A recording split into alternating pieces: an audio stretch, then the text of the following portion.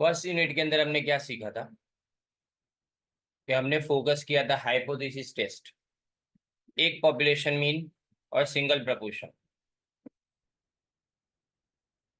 इसको थोड़ा आसान इसलिए बोलता हूँ क्योंकि लास्ट ईयर तक तुम्हारा पहला और दूसरा यूनिट दोनों मिला के एक ही यूनिट होता था। अभी दोनों सेपरेट है। इसका मतलब जो सिलेबस है ना उसको आधा कर दिया, ऐसा समझ लो। However, we want to compare the means of two or more populations in many applications। यानी अगर दो या तो दो से ज्यादा मीन हो तो उसको अगर कंपेयर करना हो तो जो general procedure is still the same. Procedure तो वैसा ही रहेगा लेकिन खाली एक्सपांड हो जाएगा। टू कंपेयर टू मीन्स और two proportions you work with two groups. दो अलग अलग ग्रुप से काम करना है। Therefore, we first have to distinguish between samples from two populations that are independent। Important part ये, जो इंडिपेंडेंट है ना दो अलग अलग सैंपल, उसके बीच में अपने पहले तो डिस्टिंग्विश करना पड़ेगा। And sample from population that are not independent, और जो इंडिपेंडेंट नहीं है उसके बीच में, दो के बीच में अपने डिफरेंस करना पड़ेगा। जिसको अपने क्या बोलेंगे, जो इंडिपेंडेंट नहीं होता उसको बोलेंगे अपने paired samples. The groups are classified either as independent और मैच पेयर्स। इंडिपेंडेंट का मतलब जो डिपेंडेंट नहीं है वो, बराबर। और जो इंडिपेंडेंट नहीं है उसको अपने पेयर बोलेंगे। जो डिपेंडेंट है उसको क्या बोलेंगे, अपने पेयर बोलेंगे। Independent group consists of two samples that are independent. That is, sample values selected from one population are not related in any way to sample values selected from the other population। यानी कोई भी तरह से relation है ही नहीं। Match pairs consist of two sample जो dependent होते हैं। The parameter tested using match pair is the population mean. ये इंपॉर्टेंट पार्ट है इसका। ये डेफिनेशन हुआ तुम्हारे लिए। कौन सा? पॉपुलेशन मीन यानी क्या होगा, मैच पेयर को यूज करके अगर पैरामीटर टेस्ट करेंगे वो। The parameter tested using independent groups are either population mean और पॉपुलेशन प्रपोर्शन, दो में से कोई भी एक हो सकता है। अगर इंडिपेंडेंट यूज करेंगे तो क्या होगा, या तो पॉपुलेशन मीन होगा या तो पॉपुलेशन प्रपोर्शन होगा। अब देखो नोटेशन ध्यान देना, जो आगे करते थे वैसा ही। म्यू का मतलब क्या होता था, पॉपुलेशन मीन। यहाँ पे भी म्यू का मतलब पॉपुलेशन मीन है, लेकिन म्यू वन यानी mean of first population, mu two यानी mean of second population, n one यानी पहली पॉपुलेशन की साइज, एन टू यानी second population size, sigma one first population का स्टैंडर्ड डेविएशन और सिग्मा टू सेकंड पॉपुलेशन का standard deviation.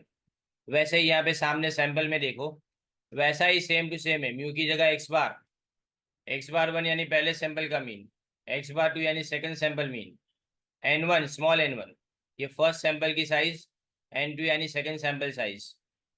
अब s one की बात करें, स्मॉल एस वन, तो फर्स्ट सैंपल का स्टैंडर्ड डेविएशन, एस टू यानी सेकंड सैंपल का स्टैंडर्ड डेविएशन।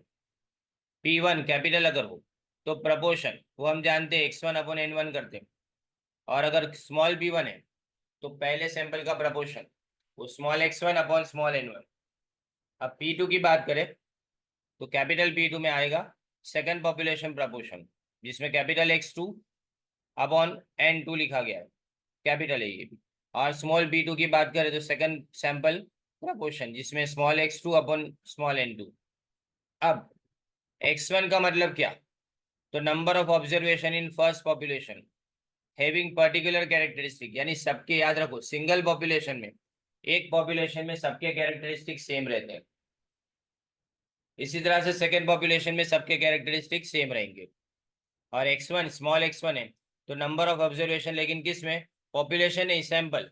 ऊपर पॉपुलेशन लिखा है, यहाँ क्या कर दिया हमने, सैंपल, स्मॉल आया तो सैंपल। अब एक्स टू का मतलब number of observation in second sample having particular characteristic. अब नेक्स्ट पेज पे देखो, एग्जैक्टली सेम सपोज भी करना है, खाली एक्सटेंडेड है समझ लो, करेक्शन करके पूरा करना ही है। छोटे मोटे करेक्शंस करते जाने के, करेक्शन भी नहीं यानी उसको एक्सपांड करना है आपको। जो आपकी फॉर्मूला पहले थी वही फॉर्मूला को आगे एक्सपांड करेंगे। मैं आपको ये फॉर्मूला कैसे बनती है वो भी सिखाता हूँ, देखो अभी। Null hypothesis exactly same, mu one is equal to mu two. आगे क्या देख रहे थे, mu one is equal to mu two नहीं देखते थे, क्या देखते थे, mu one is equal to एक वैल्यू आती थी जो वैल्यू आपको क्वेश्चन में दी जाती थी, वो वैल्यू के साथ हम उसको कंपेयर कर देते। यहाँ अपने म्यू1 और म्यू2 दोनों को क्या करेंगे, इक्वल है कि नहीं वो चेक करेंगे। तो अगर समझो इक्वल नहीं है तो क्या है, अगर राइट टेल टेस्ट होगा तो mu one is greater than mu two, left tail test होगा तो mu two is less than, sorry mu one is less than mu two. लेकिन अगर टू टेल टेस्ट होगा तो इज नॉट इक्वल टू बीच में, इज नॉट इक्वल टू कब आएगा, टू टेल टेस्ट के अंदर आएगा। अब जेड कैल कैसे कैलकुलेट करेंगे, देखो अभी तक क्या कर रहे थे, एक्स बार माइनस म्यू करते थे अपने, ऊपर ऐसा लिखते थे अपने, और वो भी मॉड्यूलस में। यहाँ क्या लिखेंगे, x bar 1 minus x bar 2, और नीचे स्टैंडर्ड डेविएशन 1 का square upon n1 plus standard deviation 2 square upon n2, उन सबका root. Exactly same rejection criterion है कि जेड कैल जेड टैब से क्या होना चाहिए, ज्यादा होना चाहिए, तो रिजेक्शन बराबर। अब जेड टैब अगर आपको फाइंड आउट करना है तो याद रखना अल्फा बाई 2 कब आएगा, अगर 2 टेल टेस्ट है तो, और अल्फा अकेला कब आएगा, जब 1 टेल टेस्ट होगा। देखो केस 2 में वापिस वैसा ही, अगर सैंपल की साइज समझो n1 is greater than equal to 30 हो और n2 भी ग्रेटर देन इक्वल टू 30 हो, तो हम उसको क्या मानेंगे, लार्ज सैंपल मानेंगे। सेम है बराबर। लेकिन याद रखो पहला केस कैसा है कि जिसमें, पहला केस देखो, पहला केस ऊपर जो था वो क्या था कि दोनों इंडिपेंडेंट पॉपुलेशन है, जिसमें तुम्हारे पास सिग्मा 1 और सिग्मा 2 की वैल्यू तुमको ऑलरेडी पता है। क्या पता है तुमको, सिग्मा 1 और सिग्मा 2 की वैल्यूज आपको पता है। पहला ये केस है।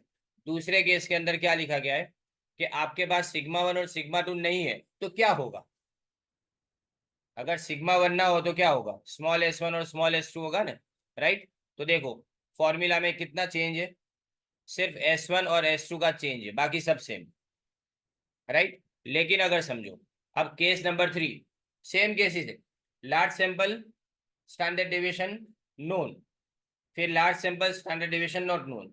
अब यहाँ small sample standard deviation is known. तीसरा केस देखो, testing of means of two independent normal population where sigma 1 and sigma 2 unknown but equal and for small sample. तो जब भी स्मॉल सैंपल आता है और अगर अननोन हो सिग्मा 1 सिग्मा 2, तो अपने क्या यूज करते हैं, टी कैल यूज करते हैं, बराबर है। तो देखो टी कैल फॉर्मूला वैसी है, लेकिन x bar 1 minus x bar 2 root में एस स्क्वायर आएगा, सिर्फ एक જ आपके पास होगा, जो एस होगा ना वो सिर्फ एक જ होगा, वो भी आपको फाइंड आउट करना पड़ेगा। देखो उसकी फॉर्मूला नीचे है, s square is equal to n1 minus 1 s1 square, n2 minus 1 s2 square upon n1 plus n2 minus 2। तो एस आपको इस तरह से फाइंड आउट करना है, बराबर। यहाँ पे भी रिजेक्शन क्राइटेरियन सेम, ग्रेटर हो तो रिजेक्ट होगा। अब यहाँ T n1 plus n2 minus 2, क्या लिखते थे अभी, इसके पहले n-1 लिखते थे, याद है ना, डिग्री ऑफ फ्रीडम में क्या लिखते थे, n-1। लेकिन यहाँ पे n1 और n2 दो अलग अलग है, दो अलग अलग पॉपुलेशन है, दो अलग अलग सैंपल है। तो अपने n1 और n2 का प्लस करके दोनों में से एक एक माइनस, यानी दो माइनस करेंगे टोटल। तो n1 प्लस n2 माइनस 2, सिर्फ अकेला अल्फा कब होगा, अगर वन साइडेड हो तो, लेकिन अगर टू साइडेड हो तो अल्फा बाई 2। अब case number 4, testing of equality of two population proportion, proportion है याद रखो, ये क्या लिखा है, प्रपोर्शन फॉर लार्ज सैंपल। अब यहाँ पे मीन निकल गया, अब क्या आया तुम्हारा, प्रपोर्शन आया। प्रपोर्शन यानी परसेंटेज या प्रोबेबिलिटी लिखा हो तो P1 is equal to P2, इसमें H0 ही आएगा, या तो ग्रेटर होगा या तो लेस होगा या तो नॉट इक्वल होगा वही। तो P1 माइनस P2 स्मॉल आएगा दोनों। फॉर्मूला पहले समझ लो, फॉर्मूला के अंदर P1 और P2 दोनों स्मॉल है, और PQ ये भी दोनों स्मॉल है, 1/n1 1/n2। यहाँ पे भी सेम, अगर आपको P फाइंड आउट करना है, देखो ये जो PQ में P लिखा है वो फाइंड आउट करना है, तो n1 P1 plus n2 P2 upon n1 plus n2। याद करो ये फॉर्मूला कहाँ यूज करते थे, कंबाइंड मीन की ये फॉर्मूला है, बराबर नहीं, ये कंबाइंड प्रपोर्शन की फॉर्मूला हो गई तुम्हारे लिए। तो z cal is greater than z tab हो गया। अब केस नंबर 5 देखें, testing of two independent normal population standard deviation when population means mu1 and mu2 are unknown, always consider sample having larger variance as first sample। क्या लिखा है, जिसमें ज्यादा variance है वो पहला सैंपल, ये सबसे ज्यादा, ये पांचवें केस की इंपॉर्टेंट बात है। इसमें कैलकुलेशन वैसा ही है जैसा आगे अपने किया था। समझना क्या है, कब कौन सी मेथड यूज करनी है भाई, राइट। अब ये आता है तुम्हारा, देखो, two independent normal population standard deviation, जब population means are unknown, mean नहीं पता है। जब मीन, ध्यान दो, जब मीन ना पता होने तो जेड भी नहीं, टी भी नहीं, एफ कहलाएगा। देखो टेस्ट बदल गई। क्या लिखा है, पॉपुलेशन मीन नहीं पता आपको, स्टैंडर्ड डेविएशन आपको पता है, नहीं। हाँ बराबर, स्टैंडर्ड डेविएशन को आपको टेस्ट करना है। पूरा रिवर्स हो गया। अभी तक क्या टेस्ट कर रहे थे तुम, पॉपुलेशन मीन को टेस्ट कर रहे थे। आगे देखो, वापिस देखे, समझो पहले, जब तक ये समझोगे नहीं मैं आगे नहीं बढ़ूंगा। क्या देखो, टेस्टिंग पहले में क्या क्या लिखा है, टेस्टिंग ऑफ मीन्स। पहले में टेस्ट क्या करना है, मीन्स। दूसरे में देखो टेस्टिंग ऑफ मीन्स, तीसरे में देखो टेस्टिंग ऑफ मीन्स, चौथे में देखो टेस्टिंग ऑफ इक्वालिटी या तो प्रपोर्शन, बराबर। लेकिन पांचवे के अंदर पूरा का पूरा चेंज हो गया। क्या लिखा है, testing of two standard deviation. क्या लिखा है, दोनों पॉपुलेशन के स्टैंडर्ड डेविएशन को आपको टेस्ट करना है। जब आपके पास क्या नहीं है, पॉपुलेशन के मीन्स आपके पास नहीं है, तो देखो एफ के एल अपने यूज करेंगे, n1 - 1 n1 S1 स्क्वायर, और n1 - 1 ऊपर n2 आएगा, नीचे n1 आएगा, इसमें रिवर्स है याद रखना, और n2 S2 स्क्वायर। यहाँ पे भी सेम, अगर ग्रेटर हो तो रिजेक्शन, बराबर ना। ये जो और वाला लिखा है ना, वो थोड़ा सा ट्विस्ट करके लिखा है, मैं आपको बताऊंगा ये लास्ट वाला कैसे किया गया है। अब pair t test, testing of means of two dependent normal population when sigma 1 and sigma 2 unknown and for small sample, याद आया, स्मॉल सैंपल टी टेस्ट करते हैं वो। तो ये n1 और n2 is equal to n is less than और equal to 30 आता है ये, यानी 30 से कम हो तो ये यूज करना है, ठीक है। अब ध्यान देना, what is pair t test, ये अब तुम्हारे दिमाग में कंफ्यूजन है, वापिस देखो। पहले आप तीसरा केस देखें, केस नंबर 3 देखें, इसमें भी वही लिखा है, पढ़ो बराबर से, एक वर्ड खाली अलग है। तीसरा केस पढ़ो और छठा केस पढ़ो। ये पेड नहीं है तीसरा, लेकिन छठा वाला क्या है, पेड टेस्ट है। दोनों के बीच में फर्क समझो। इसमें इंडिपेंडेंट वर्ड यूज किया है तीसरे में। थर्ड में देखो कौन सा वर्ड यूज किया है, इंडिपेंडेंट यूज किया है, राइट। जबकि उसमें क्या यूज किया है, डिपेंडेंट यूज किया है। अब आपको ऐसा टेस्ट नहीं करना है कि इसमें डिपेंडेंट है कि नहीं, कैसे पता चले। आपको क्वेश्चन में वो भी दे दिया जाएगा कि डिपेंडेंट है कि इंडिपेंडेंट। तो जब डिपेंडेंट हो तो अपने फॉर्मूला कौन सी यूज करेंगे, देखो अब पहले तो अपने चेक कर ले, what is the pair t test. The pair t test is a method use to test whether the mean difference between pairs of measurement is zero और नॉट। हम ये क्या टेस्ट करने के लिए यूज करते हैं, सिर्फ जीरो है कि नहीं वो यूज करने के लिए। तो देखो अब जीरो है कि नहीं, उसके लिए अपने म्यू जीरो पूरा टेस्टिंग कर, देखो नल हाइपोथेसिस पूरा चेंज हो जाता है, राइट। म्यू डी लिखा है, डी यानी डिफरेंस। म्यू क्या लिखा है, डी लिखा है, डिफरेंस किसके बीच का, म्यू 1 और म्यू 2 के बीच का डिफरेंस, यानी दोनों पॉपुलेशन मीन के बीच का डिफरेंस, राइट। और ये दोनों डिफरेंस के अगर जीरो हो तो नल हाइपोथेसिस, लेकिन अगर जीरो से ज्यादा यानी मतलब पॉजिटिव हो या नेगेटिव हो या तो नॉट इक्वल जीरो हो, यानी पॉजिटिव नेगेटिव दोनों में से कोई भी हो सकता है, तो हम उसको क्या बोलेंगे, ऑल्टरनेटिव बोलेंगे। अब ये कैसे यूज करना है, एन डी, एंड रूट में, और यहाँ क्या लिखा है, डी बार लिखा है, ध्यान देना। डी के ऊपर रूट नहीं है, एन के ऊपर रूट है खाली, डी के ऊपर रूट नहीं है। तो एन में रूट है, डी बार है, और नीचे एस डी लिखा है, राइट। यानी स्टैंडर्ड डेविएशन भी अलग से अपने को फाइंड आउट करना है। सबसे डिफिकल्ट पार्ट हो ने पूरे चैप्टर के अंदर, तो इसका कैलकुलेशन। देखो पहले आपको डी फाइंड आउट करना है, कैसे करेंगे, x1 - x2, actually x bar 1 - x bar 2। अब डी बार यानी क्या आएगा, sigma d upon n, d bar क्या आएगा, सिग्मा डी अपॉन एन, और एस डी फाइंड आउट करने के लिए sigma d square upon n - 1 minus n - 1 d bar square आएगा, राइट। अब यहाँ देखो, टी टैब, Tn - 1 अल्फा लिखा है, ये कब, H1 अगर वन साइड है तो, और Tn - 1 alpha if H1 is two sided. अब यहाँ केस 7 आया दूसरा, ये आता है तुम्हारा एनोवा टेबल।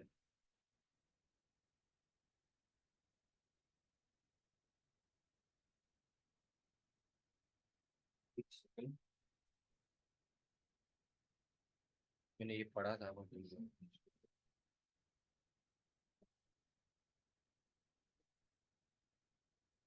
ये जो एनालिसिस ऑफ वेरिएंस है उसको एनोवा बोलते हैं। ए एन यानी एनालिसिस, ओ यानी ऑफ, और वी ए का मतलब वेरिएंस। तो एनालिसिस ऑफ वेरिएंस इसका मतलब आता है तुम्हारा ANOVA table. Testing of equality of means of several independent population. अब याद रखो, अभी तो दो आपने यूज किया था, बराबर है। दो पॉपुलेशन मीन, दो स्टैंडर्ड डेविएशन, सब में दो था। यहाँ पे क्या लिखा है? सेवरल, बहुत ज्यादा, दो से ज्यादा। तो requirement of ANOVA, there are k random samples from k population and the samples are independent, populations are normally distributed. ये आपको क्वेश्चन पूछा जा सकता है किसके अंदर? एग्जाम के अंदर आपको 2-3 मार्क का क्वेश्चन के रिक्वायरमेंट्स ऑफ एनोवा क्या होगा। पॉपुलेशन नॉर्मली डिस्ट्रीब्यूटेड हो और पॉपुलेशन के वेरिएंस सेम होंगे। The populations have the same variances. The largest sample standard deviation must be no more than 2 times larger than the smallest sample standard deviation. Population के variance same है, sample के variance अलग हो सकते हैं। ध्यान दो बात पे, क्या लिखा है? पॉपुलेशन के वेरिएंस सेम रहेंगे, लेकिन सैंपल के वेरिएंस में से ये लिखा है कि जो लार्जर स्टैंडर्ड डेविएशन है ना, वो स्मॉलर से डबल से ज्यादा नहीं होना चाहिए। यानी अगर स्मॉलर स्टैंडर्ड डेविएशन 4 है तो लार्जर 8 से ज्यादा नहीं होना चाहिए, बराबर ने? ये याद रहे। अब ये देखो, ये आपको टेबल 1121, 1222 इस तरह से टेबल बना। टेबल बहुत सिंपल है, और याद रखो दुआ ये करनी है कि इनोवा टेबल है पूछा जाए, क्योंकि सीधा सीधा तुम्हारा आंसर इसके अंदर आ जाएगा, कोई तकलीफ के बिना। जैसे अपने अल्फा बीटा करते थे ना, एग्जैक्टली वैसा ही ये टेबल बनाने का है।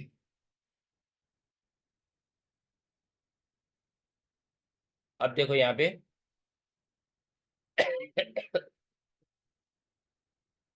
टीएसएस लिखा है, टीएसएस लिखा है, सीएफ लिखा है, जी लिखा है। ये सब का मीनिंग समझो। ग्रांड टोटल यानी जी आता है, यानी सब का टोटल। लास्ट में अपने जो एन लिखते थे वैसा ही यहाँ पे टोटल कौन सा है? जी।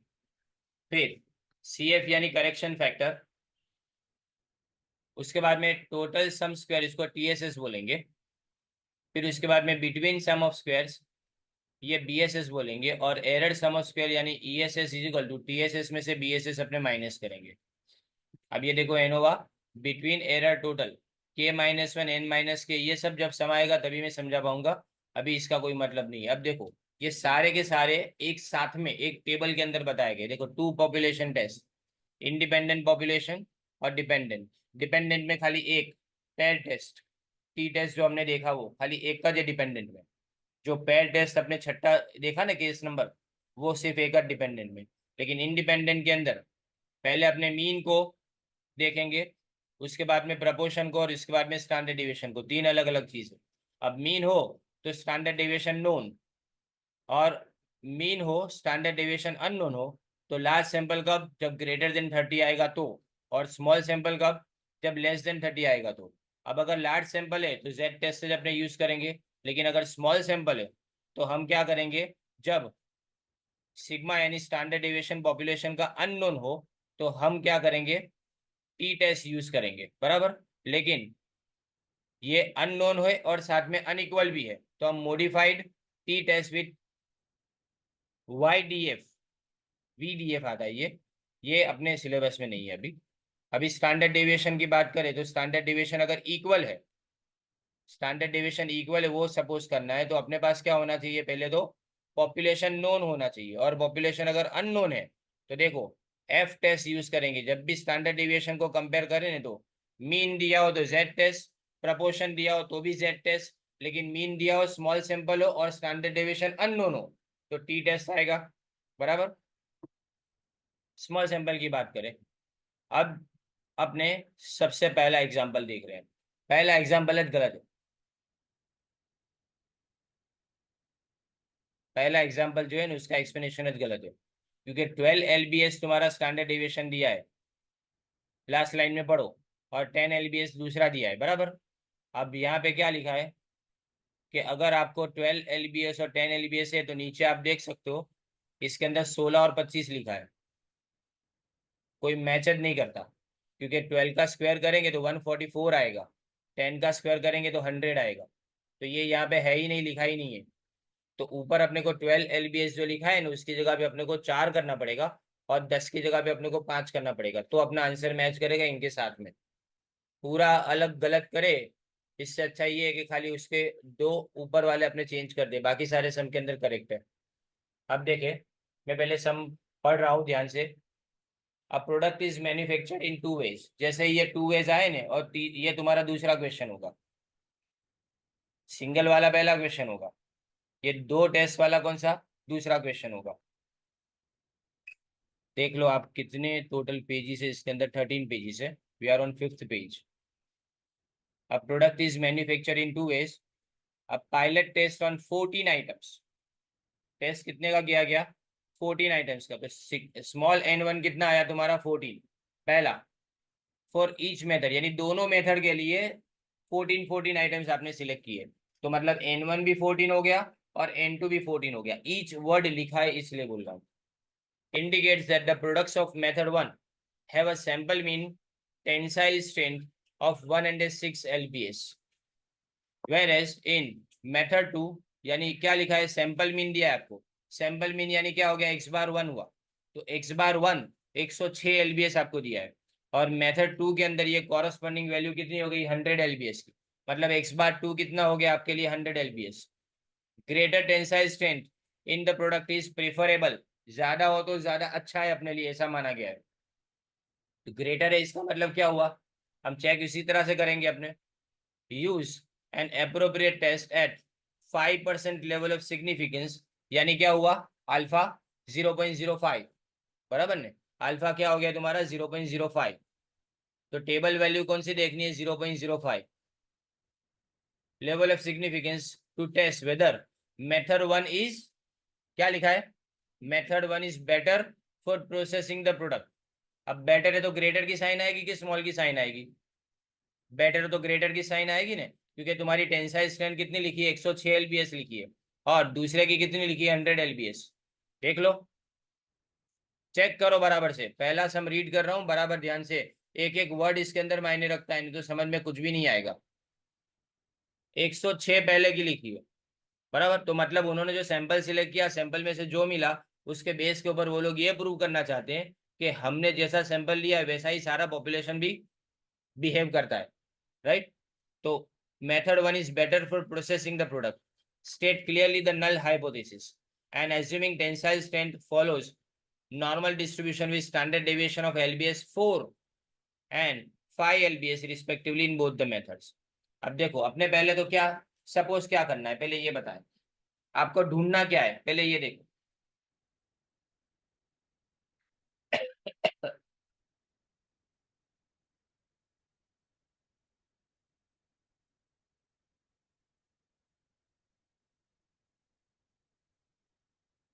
पहले अपने स्टैंडर्ड डेविएशन नोन है कि नहीं, पहले ये बताओ किसका स्टैंडर्ड डेविएशन दिया है, पहले चेक करो बराबर से।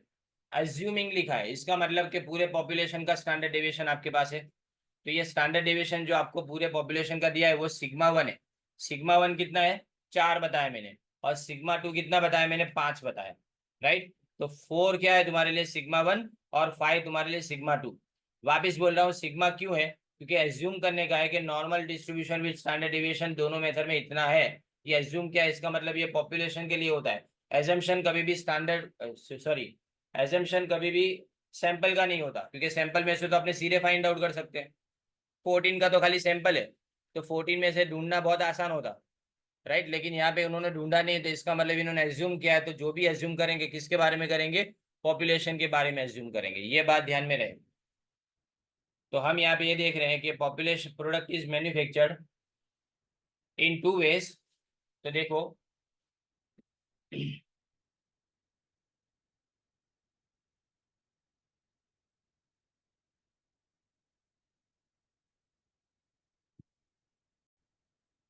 ये देखो, दो अलग अलग टेस्ट सॉरी दो अलग अलग सैंपल है, N1 14, N2 भी 14। एक्स बार 1 यानी इसी 14 में से 106 और इसमें से 100 आया। स्टैंडर्ड डिविएशन मैंने करेक्ट किया है, 4 और 5 आएगा यहाँ पे। और ये अल्फा यानी लेवल ऑफ सिग्निफिकेंस 5% लिखा है। वन टेल टेस्ट है, यानी राइट साइड वाले इसलिए 0.05 का 0.05 रखेंगे, बाई 2 करने की जरूरत नहीं है। म्यू वन अगर अपने सिलेक्ट करें तो average tensile strength of method one, और म्यू टू आएगा average tensile strength of method two. अब एच जीरो में याद रखो हमेशा नो डिफरेंस आएगा यानी इक्वल, और एच वन जो है यहाँ पे आपको लिखा गया है इसके अंदर कि वो ज्यादा बेटर है। बेटर है मतलब ग्रेटर टेंसाइल स्ट्रेंथ होगी, तो ग्रेटर यानी इसलिए हमने राइट साइड की टेस्ट को यूज किया है। और जेड टेल की formula x bar one minus x bar two upon into root standard deviation one square upon n one और standard deviation two square upon n two. यहाँ पे आपको पॉपुलेशन का स्टैंडर्ड डेविएशन पता है, इसलिए अपने जेड टेल में नीचे स्टैंडर्ड डेविएशन के लिए सिग्मा यूज करेंगे। अब इसको सॉल्व करेंगे तो आंसर आता है 3.51। जेड टेब अगर देखें तो जेड टेब देखने के लिए अपने देखें Z alpha by two, sorry Z alpha करना पड़ेगा, और जेड अल्फा क्या है तुम्हारे लिए जेड 0.05, और इसकी वैल्यू आती है 1.6449, लेकिन कैल की वैल्यू कितनी है 3.51, जो इससे ज्यादा है। अगर ज्यादा है तो हम रिजेक्ट करेंगे एच जीरो को 5% सिग्निफिकेंस लेवल के ऊपर, तो इसलिए हमको एक्सेप्ट करना पड़ेगा एच वन को। अगर एच वन को एक्सेप्ट करेंगे तो इसका मतलब यहाँ पे जो लिखा है वो साबित हो गया कि मेथड वन की टेंसाइल स्ट्रेंथ ग्रेटर है। राइट, ये क्या हुआ तुम्हारा फर्स्ट क्वेश्चन। अब सेकंड क्वेश्चन देखो।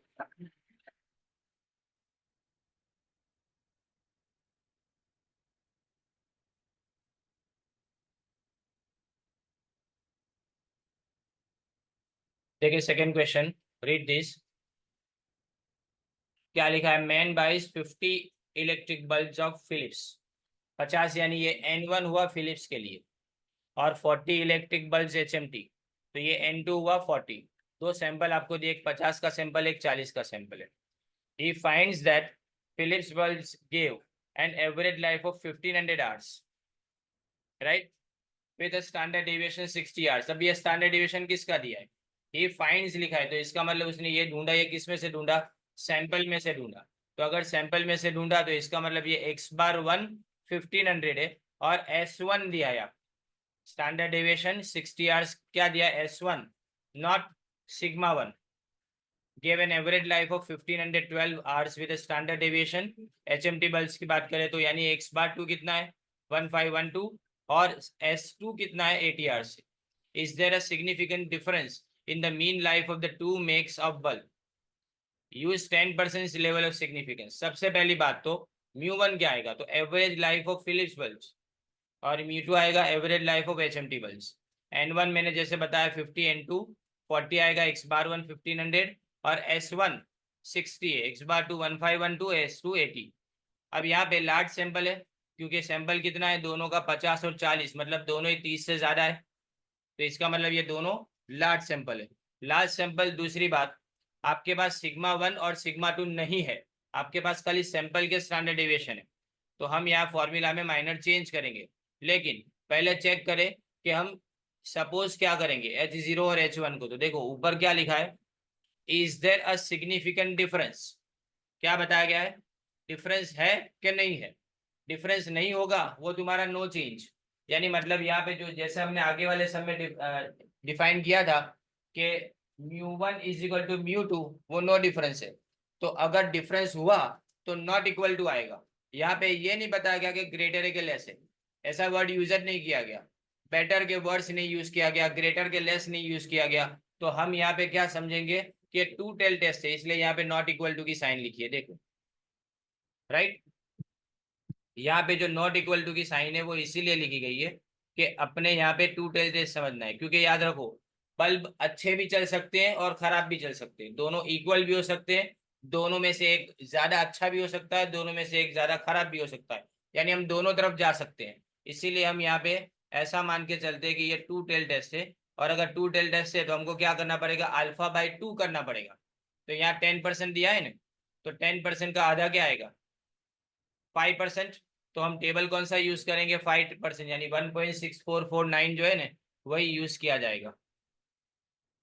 ओके, और ये वैल्यू कैलकुलेट करने के लिए हम फॉर्मूला में क्या चेंज करेंगे, सिर्फ सिग्मा की जगह पे S1 लिखेंगे, सिग्मा की जगह पे सिर्फ S1 लिखेंगे और S2 लिखेंगे, वही चेंज करना है, बाकी सब का सब सेम।